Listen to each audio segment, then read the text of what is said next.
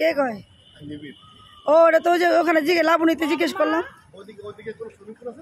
হ্যাঁ হ্যাঁ হ্যাঁ জিজ্ঞেস করছি, জনপ্রতি 800 টাকা দিয়েছি যে লাবণীতে আমাদের হোটেল অপোজিটে যেটা। আর দুইটা গেলাম না কালকে গিয়ে জিজ্ঞেস করছি নাই। আচ্ছা রাত্রে দেখি কি করা যায় আগে। হ্যাঁ সর বাবা তুমি সরো, এই আমি ভিডিও দেয় না।